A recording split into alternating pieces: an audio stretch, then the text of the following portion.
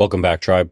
Let's get into it. I think because men are evaluated based on their economic vitality and having their act together, that they're just very loath to reach out for help. I think the blessing of the addiction community, or AI, I don't know what you call it, the recovery community, is they just put that shit aside. My sense of that community is first signal you're struggling, you reach out to other people. First signal. And that's a gift. I would bet a disproportionate number of men never develop that skill. Women are much better at it than men. They lean on their social networks. I mean, we're dealing with a situation right now where men are now 77% of suicides, and it's going up. We're going to have 4-to-1 male to female suicides. How much of that do you think is tied to this loneliness epidemic that we're seeing? I think loneliness, so I'm going to flex now, talking to the Department of Homeland Security about AI. And they're like, okay, what are the threats of AI? Is it going sentient? Is it AI tested misinformation? Is it self-repairing super weapons? I'm like, okay, I think in the short run, misinformation, AI tested misinformation is a threat. If I were Putin, I'd be flooding the zone with misinformation, making Biden seem a little bit older. I think that's the short-term threat. The long-term threat is tapping into men's loneliness. 1 out of 7 men don't have a single friend. 1 out of 4 men can't name a friend. The number of men who see their friends every day in high school has been cut in half. So they don't see their friends. They don't have romantic relationships, which serve as great guardrails. The only reason I stopped smoking pot every day was my girlfriend said, if you don't get your shit together, I'm going to stop having sex with you. Right? That's a tremendous motivator for a young man. If I hadn't had the prospects of a romantic relationship, if I didn't have the guardrails of going into the office every day, which a lot of men don't. Women are huge motivators for men since the beginning of time. Almost everything a man does is instinctually to get women, to get more women, to get higher quality women. The way we compete with one, it's built into us from biology. Every guy does this, no matter how you want to say today, because I know it's so popular. You go my own way. I don't do nothing for women. Yeah, bro, everything you've done up until that point where you've said that shit out loud was for women subconsciously. You just went your own way because you gave up on the game because you've been outcompeted. Also, the standards are a bit delusional and out of touch, but you can't meet the extremes that's demanded of you today by the average woman. So you stepped out of the game instead of playing. I understand, but you are still very motivated. And if I were to dangle and magically put a woman in front of you that's going to love you for you and wants to have your babies on, you would get your shit together. You would be motivated to do more. You would elevate yourself as a man because it happens naturally to men. This is what happens when you get a woman in a family. You work harder. You want to do more. You want to sacrifice more. You get motivated and disciplined and derive a deep sense of pride and accomplishment from seeing your family well clothed, well fed, everybody happy, smiling, with a good roof over their heads. It's just natural, bro. There's nothing wrong about it. It's just the dating dynamics have been so twisted today that doesn't even seem like a reality for most people anymore. And we have a toxic adversarial attitude in the West in regards to dating between the genders. Everybody's looking to extract something out of everybody else. And I do think we're headed for a population implosion to the likes we've never seen before once AI chatbots, AI girlfriends really become mainstream. The next few iterations of ChatGPT, I don't know how many years it takes for them to come through a new iteration. Once we're on number 5, 6, 7, whatever, and it's magnitudes better than it was previously. Like imagine a ChatGPT that could hold a human level conversation like an adult. Live while speaking. No need to type. Forget typing. You just speak into your phone and your chatbot talks back. You literally have an entire conversation the entire day with an AI girlfriend that you can customize a soft-spoken voice, and she can literally tell you anything you need to know, answer any question you have. How many stars are there in the galaxy? Boom. Answer right away in a cute way. Hey, do you know what happened on this episode at minute 37? Boom, retrieves that information right away. Hey, I need to know how to solve this problem. Boom, right away. Never complains, never yells, never argues, always is appreciative. There's little dials you're going to be able to twist and turn in the program to make her more bubbly, more aggressive, happier sounding, a little dry humor here. You're going to be able to make your AI girlfriend whatever you want. Dude, no human can compete with a companion on that level with access to that kind of information, especially when you're one of the 1 in 4 men that is crippled by loneliness. You don't even have a friend that you can name.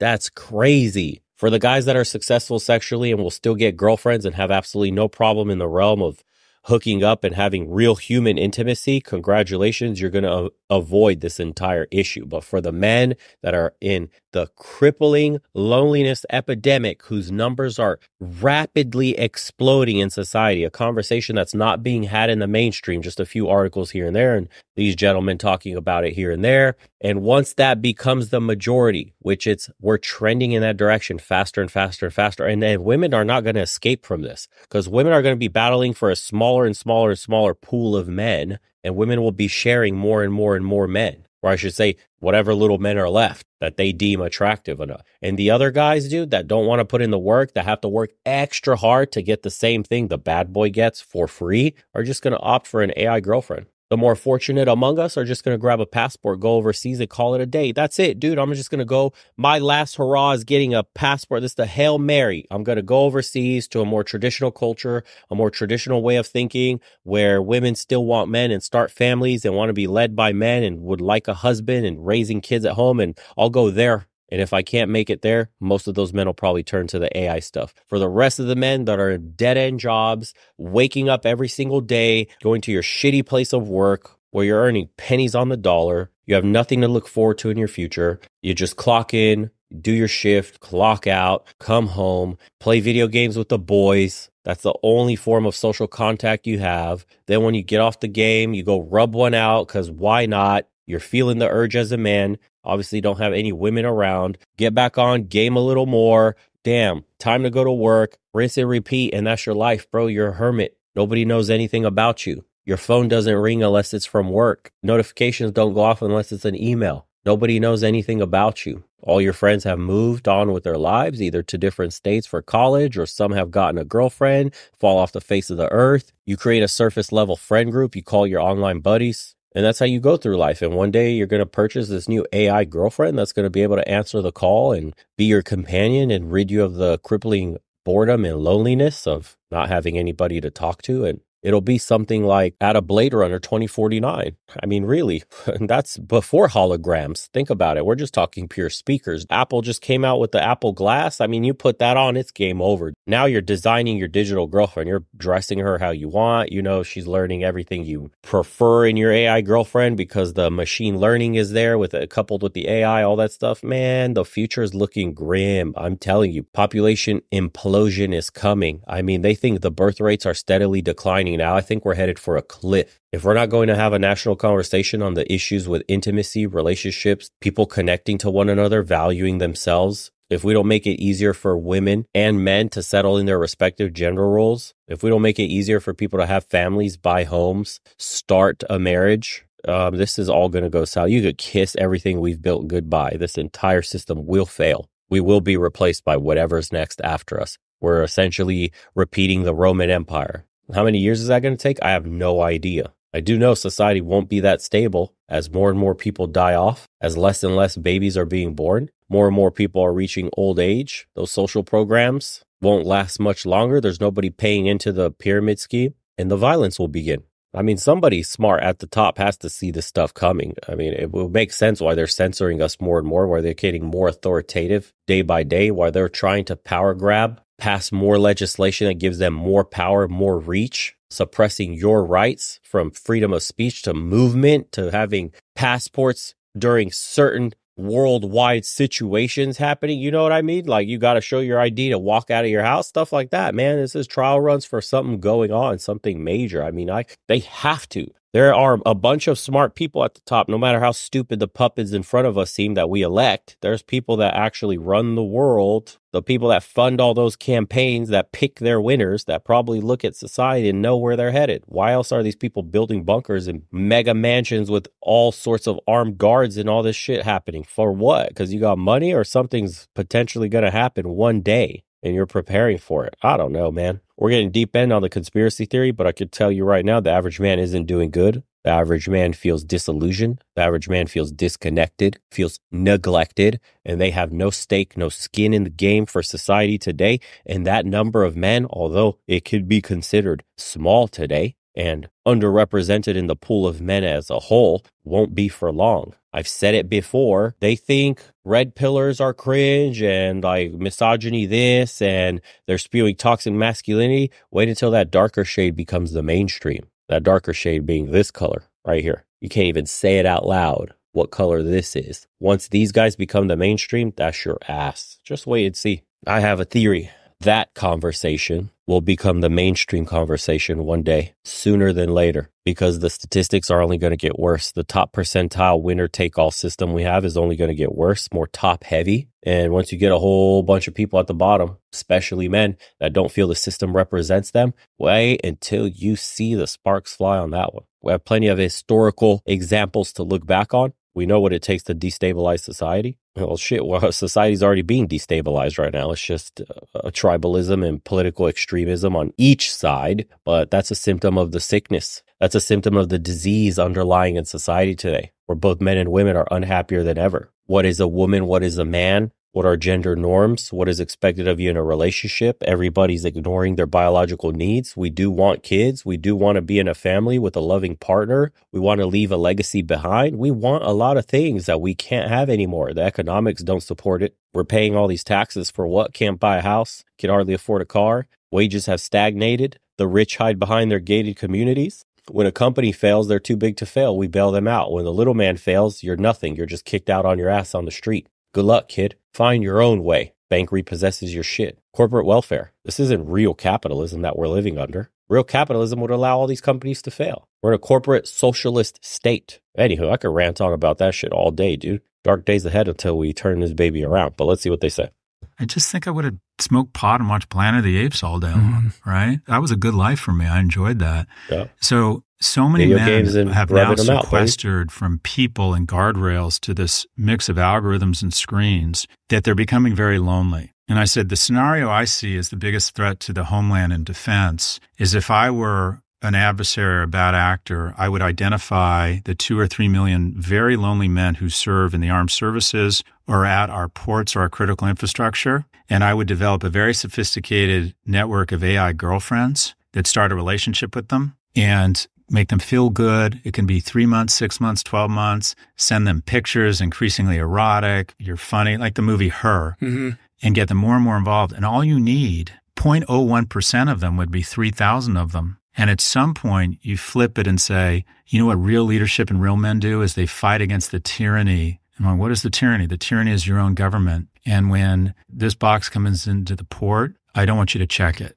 Or you're on the aircraft carrier strike force off the coast of the Mediterranean, turn off this switch. Don't turn it on, turn it off. I think the next big threat, or soft tissue, will be a group of radicalized young men who are susceptible to AI algorithms and are so lonely that they start to engage with AI relationships, specifically AI girlfriends, that will essentially be in a position to radicalize them and instruct them on behavior. I don't think terrifying. I don't think we're going to have Skynet. It'll replace jobs, but every innovation in technology destroys jobs in the short run, and then over the long term, it creates more jobs, as will AI. But there's so many lonely young men who don't have any interaction with people, and they become very susceptible to anything or any platform or any algorithm giving them a sense of self-worth. I literally see that as the biggest defense secret. No one's going to take us on.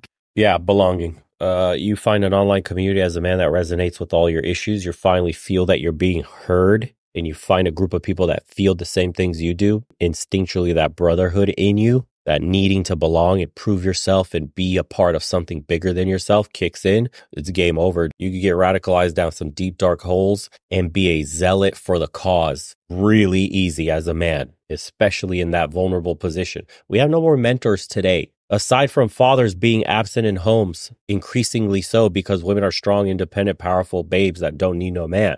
So what do? You get a roving, marauding gang of single men, lonely men, isolated men that are all going to come together and just share all the ways they feel neglected by society and what they should do to fix it.